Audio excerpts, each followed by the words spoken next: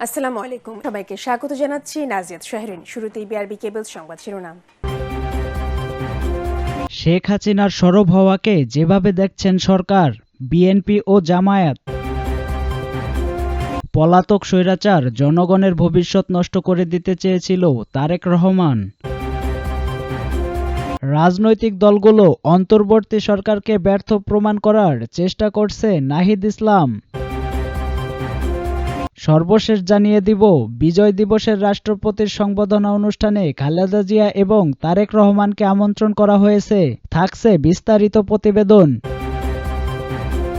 শেখ হাসিনার সরব হওয়াকে যেভাবে দেখছেন সরকার, বিএনপি ও জামায়াত। ৫ আগস্ট পতনের পর সম্প্রতি বিভিন্ন রাজনৈতিক সমাবেশে ভার্চুয়ালি বক্তব্য দিয়ে সরব হওয়ার চেষ্টা করছেন শেখ হাসিনা।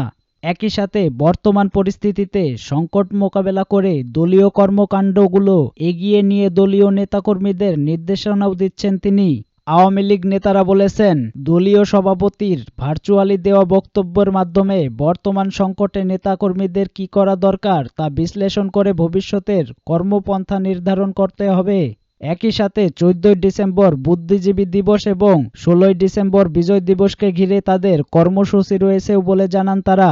এদিকে বিএনপির দাবি, শেখ হাসিনা একটা পলিটিক্যাল স্পেস পাওয়ার চেষ্টা করছে। এসব বক্তব্যে তার রাজনীতিতে ফেরা না ফেরার কিছুই নেই। পলাতক আসামি হিসাবে পার্শ্ববর্তী দেশ ভারতে আশ্রিত থেকে তার জনসম্মুখে আসার কোনো সুযোগ নেই বলে মনে করেন বিএনপি। আওয়ামী লীগের বিভিন্ন জনসভায় শেখ হাসিনার ভার্চুয়ালি যেসব বক্তব্য দিচ্ছেন তা সম্পূর্ণ অন্যায়, অনভিপ্রেত বলে উল্লেখ করেছেন জামায়াত ইসলামী। পররাষ্ট্র উপদেষ্টা তৌহিদ হোসেন বলেছেন, ভারতে আশ্রয় নিয়ে শেখ হাসিনা বাংলাদেশ বিরোধী কথা বলে সরকারকে বিব্রত করার চেষ্টা করছে, যা দুই দেশের মধ্যকার দ্বিপাক্ষিক সম্পর্ককে সহায়ক নয়। ডিসেম্বরের প্রথম সপ্তাহে শেখ হাসিনা নিউ ইয়র্কে আওয়ামী লীগের একটি অনুষ্ঠানে ভার্চুয়ালি অংশ নিয়ে বক্তব্য দিয়েছেন। রোববার ৮ই আগস্ট লন্ডনে আরেকটি অনুষ্ঠানে ভার্চুয়ালি অংশ নিয়ে বক্তব্য দিয়েছেন। ভার্চুয়ালি দেওয়া এ বক্তব্যে শেখ হাসিনা সকল মিথ্যা মামলা প্রত্যাহারের দাবি জানান। ১৫ই জুলাই থেকে যেসব হত্যাকাণ্ড হয়েছে সেগুলোর পূর্ণ তদন্ত করে বিচারের দাবি জানিয়েছেন তিনি। একই সাথে বিভিন্ন স্থাপনায় অগ্নিসংযোগের বিচারের দাবি জানান তিনি। ছাত্র জনতার বিরুদ্ধে ১৫ই জুলাই থেকে ৮ আগস্ট পর্যন্ত সংঘটিত জুলাই গণঅভ্যুত্থান সংশ্লিষ্ট ঘটনায় কোনো মামলা, গ্রেপ্তার বা হয়রানি করা হবে না। গত ১৪ই আগস্ট এমন তথ্য জানায় স্বরাষ্ট্র মন্ত্রণালয়। এ বিষয়টি উল্লেখ করে শেখ হাসিনা তার বক্তব্যে দাবি করেছেন, যাদের দায়মুক্ত দেওয়া হয়েছে এই দায়মুক্তি দেওয়ার কোনো অধিকার তাদের নেই। সাবেক এই প্রধানমন্ত্রীর দাবি, বাংলাদেশের জনগণই তাদের বিচার করবে। আওয়ামী লীগ নেতা খালিদ মাহমুদ চৌধুরী বিবিসি বাংলাকে বলেন, শেখ হাসিনার বক্তব্যে দলের নেতাকর্মীরা ভবিষ্যতের কর্মপন্থা নির্ধারণ করতে পারবে। দলীয় নেতাকর্মীদের সাথে সাধারণ মানুষের সাথে সম্পৃক্ত করা ও যোগাযোগ স্থাপন কার্যক্রম চলছে বলে তিনি জানান। দেশের এই যে সংকট, সেই সংকটে দেশের মানুষ দলের নেতা কর্মীদের কি করা দরকার, কি হওয়া উচিত, সেই বিষয়গুলো নিয়ে তিনি নির্দেশনা দিয়েছেন। অবশ্যই দেশের মানুষ, দলের নেতাকর্মীরা তার এই কথায় উজ্জীবিত হবে। বর্তমান পরিস্থিতি তারা অ্যানালাইসিস করতে পারবে এবং ভবিষ্যতের কর্মপন্থা নির্ধারণ করতে পারবে।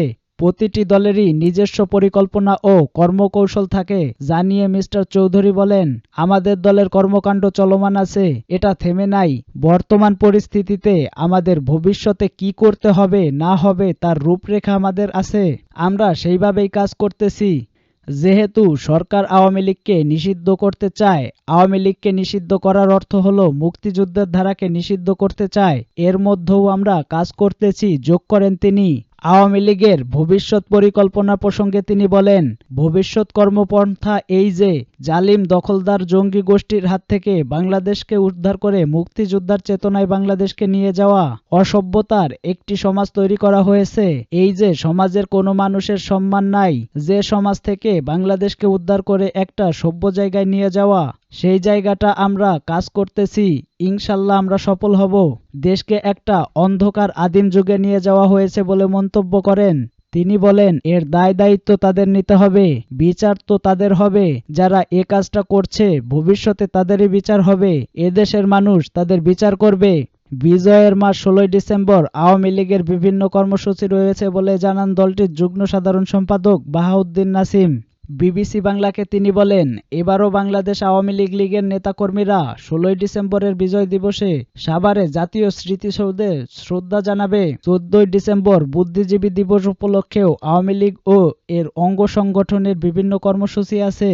পার্শ্ববর্তী দেশ ভারতে আশ্রয় নিয়ে শেখ হাসিনার রাজনৈতিক কার্যক্রম পরিচালনা গ্রহণযোগ্য হতে পারে না বলে জানিয়েছেন বিএনপির স্থায়ী কমিটির সদস্য আমির খসরু মাহমুদ চৌধুরী। পলাতক আসামি হিসাবে শেখ হাসিনার যেখানে লুকিয়ে থাকার কথা, সেখানে তিনি খোলাখুলিভাবে রাজনীতি করছেন বলে মন্তব্য করেন মি. চৌধুরী।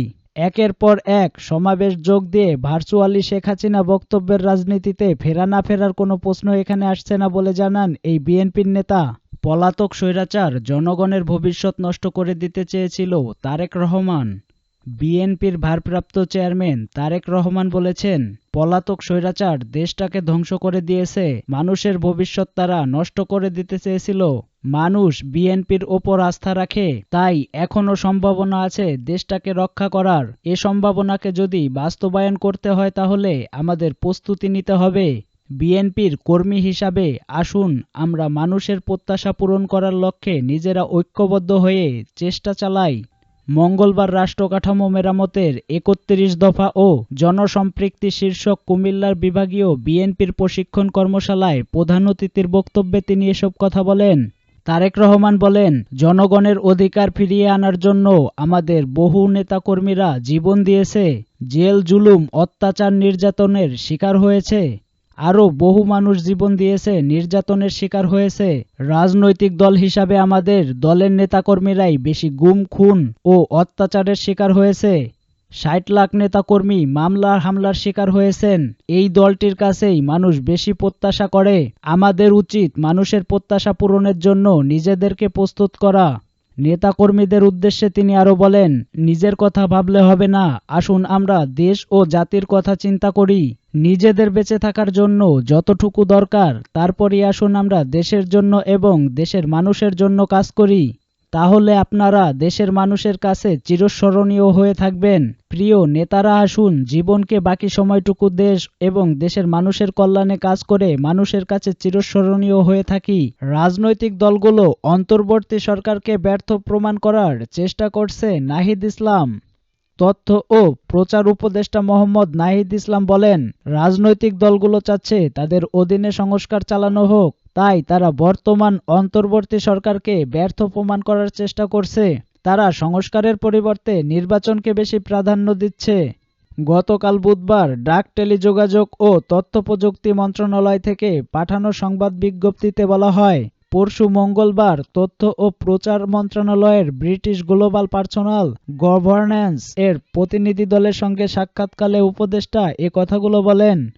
প্রতিনিধি দলের সদস্য চিলির সাবেক সামাজিক উন্নয়ন মন্ত্রী জর্জিও ও জ্যাক সংস্কার ও নির্বাচন নিয়ে জানতে চাইলে নাহিদ ইসলাম উল্লেখিত বক্তব্য করেন।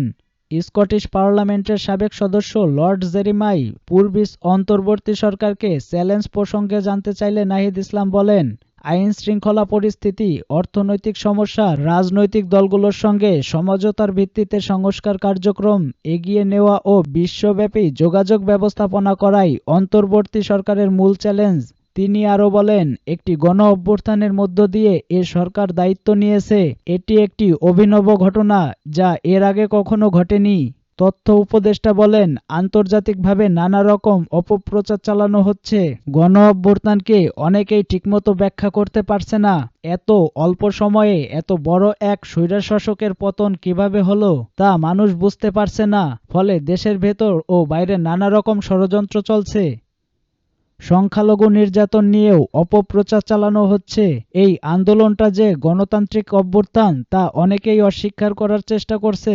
নাহিদ ইসলাম আরও বলেন, বাংলাদেশে দীর্ঘদিন ধরে মানবাধিকার সংকট চলছে। মানুষ ভোট দিতে পারত না। কয়েক হাজার মানুষকে গুম করে ফেলা হয়েছে। একটা দমবন্ধ অবস্থার মধ্য দিয়ে দেশের মানুষ ছিল।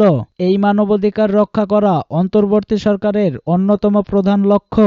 সর্বশেষ জানিয়ে দিব, বিজয় দিবসের রাষ্ট্রপতির সংবর্ধনা অনুষ্ঠানে খালেদা জিয়া এবং তারেক রহমানকে আমন্ত্রণ করা হয়েছে। থাকছে বিস্তারিত প্রতিবেদন। মহান বিজয় দিবস উপলক্ষে রাষ্ট্রপতির সংবর্ধনা অনুষ্ঠানে বিএনপির চেয়ারপারসন বেগম খালেদা জিয়া ও বিএনপির ভারপ্রাপ্ত চেয়ারম্যান তারেক রহমানকে আমন্ত্রণ জানানো হয়েছে। বুধবার দলটির গুলশান কার্যালয়ে বিএনপির চেয়ারপারসন বেগম খালেদা জিয়া ও ভারপ্রাপ্ত চেয়ারম্যান তারেক রহমানের পক্ষ থেকে দাওয়াতপত্র গ্রহণ করেন বিএনপির জাতীয় স্থায়ী কমিটির সদস্য অধ্যাপক ডক্টর এজেড জাহিদ হোসেন। রাষ্ট্রপতির পক্ষে দাওয়াতপত্র প্রদান করেন রাষ্ট্রপতির সাময়িক সচিব মেজর জেনারেল মোহাম্মদ আদিল চৌধুরী।